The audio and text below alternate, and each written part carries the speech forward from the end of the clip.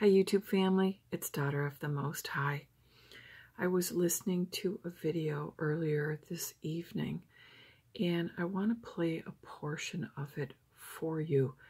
The video is Glenda Lomax, and she shares something that I've been thinking about and been concerned about for people in these end times.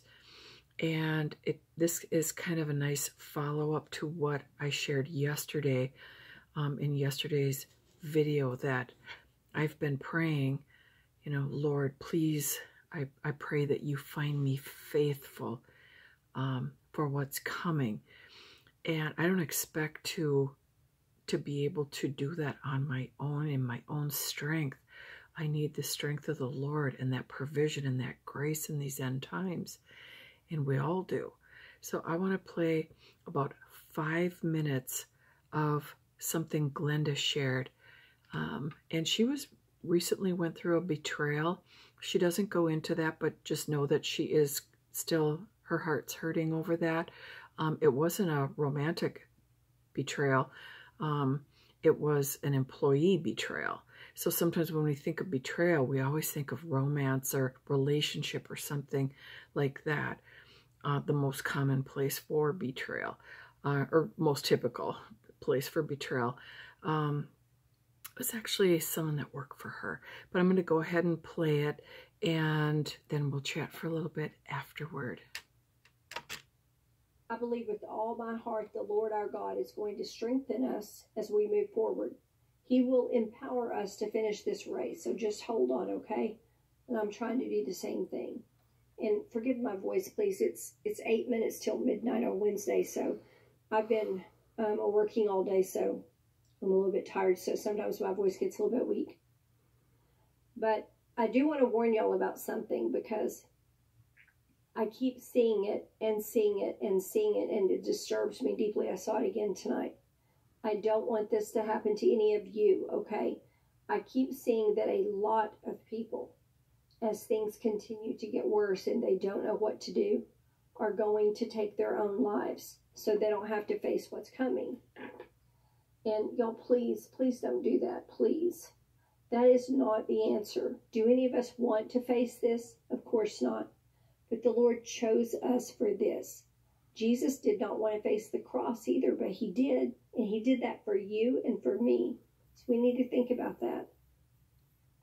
So other people I know are fighting apathy, and there are many attacks of discouragement right now. I talked to the Lord several nights ago about that very thing. It's hard when you're already fighting constantly and you know more is coming. I think a lot of us are struggling with that, because we're like, wow. Because then you get hit with discouragement, like, well, if I get up from this attack, I'm just going to get hit with another one. So, knowing many of you are also feeling this, I wanted to do this show and talk about all these things. And by the way, if you want to follow along with this show and the next one, I'm taking most of this from my book, The Judas Test, the book the Lord told me to write some years ago about betrayal, because he said in the time coming there would be a lot of it. And here we are. And this is just the beginning, y'all. It's going to get way worse than this, way, way worse than this. What is betrayal? And what does betrayal feel like? It feels like your heart's being ripped out, honestly, because it's always committed by somebody that you cared about, usually a lot. As I walked through the pain and anguish of this betrayal, this most recent one, I was reminded of something that the Lord said years ago. He said that in the future, he said, I want you to write this book, because in the future, my people are going to suffer many betrayals. And not just his people, y'all, but all people are going to go through this. As the time of the end approaches, evil will continually increase. That will not stop until time ends. Okay? Is there any way to prepare for all that betrayal that's coming at us? We can, as far as understanding it, and understanding that it will come through people that we love or we care deeply about, and setting our hearts to give a proper response, what the Lord wants us to give.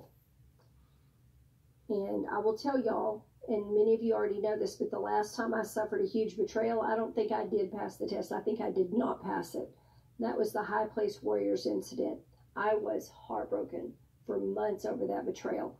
I actually believed those two people were my friends. And I guess I was just gullible or stupid, I don't know, but I did not feel like I passed that. And the Lord told me then, he said, you'll be tested again. And I thought, I hate this test, so I'm hoping this time I pass it. But that's the thing about the Lord. You know, you flunk the test, you get to take it again. So keep that in mind, because you want to just pass it and, and keep passing it so you don't have to keep taking it. We are out of time. We've got to start passing these tests, y'all. So few people walk through life without suffering betrayal at least once, and some people experience it over and over and over, and I pray I'm not one of those people. I'm one of those people. The Bible relates numerous stories of betrayal. Mm-hmm. As Christians, we are familiar with the story of the ultimate betrayal, the story of how Judas Iscariot, one of the original 12 disciples, betrayed Jesus. You can find that story in Matthew 26, Mark 14, Luke 22, and John 18. Okay, we're going to stop there. I was peeking over because I had to hit the pause on Glenda's video. So, a couple things I want to touch on here. I share the same thoughts as Glenda. Hang on, I gotta clear my throat. I share the same thoughts and concerns as Glenda. She's saying she's raspy. I'm saying I'm raspy too. So we got that. We got that in common too. It's the concerns for what's coming ahead, and that some people may be planning to take their own life. Now, some people may not be planning to take their own life and then end up doing that out of fear. Like say, we get attacked, bombed, troops in the, land troops and that kind of thing. People may move in that direction, like all of a sudden, and they didn't have the intention of doing that. That may be one scenario. And then the other scenario is that they're actually planning. For example, if, I'll try to endure as long as I can, but this is my plan for when I can no longer endure. That's what some people may be thinking. And I don't fault them for that. I don't. I feel apprehension about what's coming ahead. And that's why, pardon me, I started, praying and declaring in the last couple days, Lord, I pray that you find me faithful. In these end times, I want to be faithful. And I know that God can strengthen us and cover us. And I've already experienced that in my life. I've experienced these supernatural things. But I also know that he doesn't do it all for us. So as much as I've even said for myself that, I endured so much hardship, so much emotional pain in my life, and so much loss, and I can still say the grace of God was also there to help me. It's like two layers.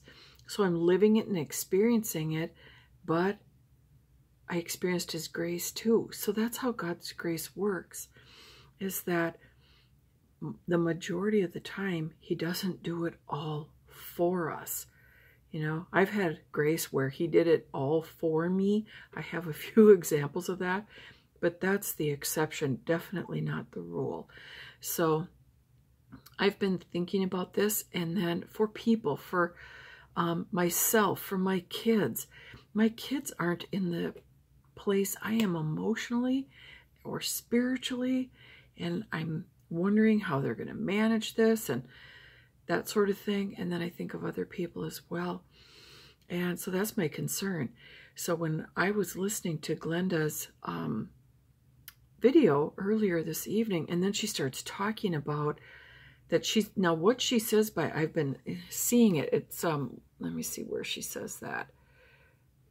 She says, I've been seeing it, and I saw it again tonight. I'm not sure what she's seeing. It's like, where are you, how are you seeing this, that people are saying they're gonna, I don't know what she's reading or hearing, that people are planning it, because I've not read or heard anyone address this. Glenda's actually one of the first people to even mention it in a video, the fear of the inability to endure to the end. And so that's why I thought, oh, I got to make a video. You know, I was thinking I got to make another video tonight, because I usually don't make back-to-back videos, but yeah, sometimes that happens. Not that it matters, I'm not saying that, but so that is my concern. So my encouragement to you is to make your best plan in your heart, to set your dial on the inside. I'm going to endure. I'm going to endure this. And some people are very bold, very, they just have that determination on the inside of them no matter what happens. I'm always impressed by that. I don't feel like that's me, even though I have endured so much and I'm still here. I still don't feel like I'm one of those resilient people. I don't feel like I'm a strong person. I really don't. Even though I have gone through so many hard things, like everything, for a long time. So I have felt concerned for myself once this starts happening, and felt concerned for my kids too. And so that's why I started saying and declaring, you know, Lord, please, please, I want you to find me faithful in these times.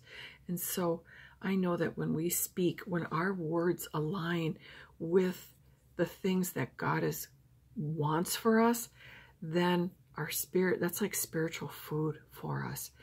We can, you know, say verses about strength or protection, Psalm 91, that kind of stuff. There's so many good verses on strength and protection.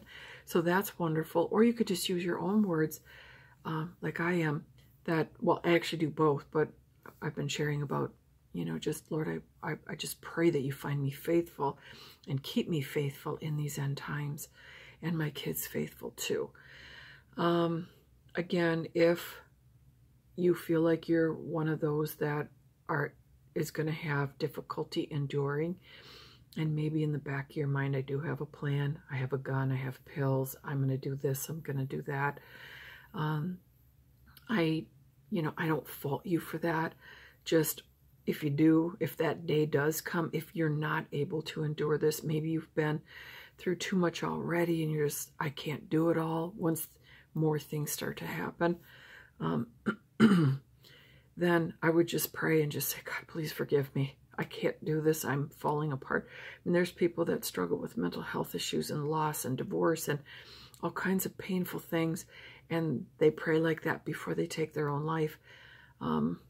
So again, I'm not encouraging that. I'm just saying if it does get to that, you would want to pray and just say, God, please forgive me, because I can't endure. And if you feel like you're praying for strength and praying for grace and that sort of thing, and like I have prayed for that and felt it, and I have prayed for that and not felt it. I've experienced so much of that sort of thing in my walk with God. And so if those times where it's like, you know, God, help me. God, I need some days off. God, I need you to lighten my load. And so many times God has done that. But there's also been times when it didn't happen, and I had to endure longer. So, and like too much for too long kind of thing. So I just want to share some of this and the different like scenarios and ways that this can happen. And please feel free to comment on this. This is such an important subject, and no one's talking about it except for Glenda. And then my ears perked, and I went, okay, I got to do a video on that. So please share your thoughts, and don't be afraid to be honest if you've actually been thinking that. I think most people that are thinking that are ashamed that they're thinking that. They don't want anyone to know.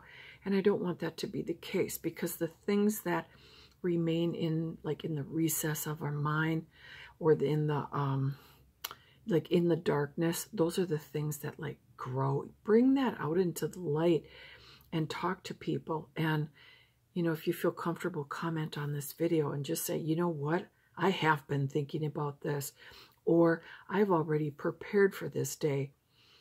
I just want to share one thing real quickly. My mom's sister and her husband, he has since passed, but they were fearing how aging would go for them.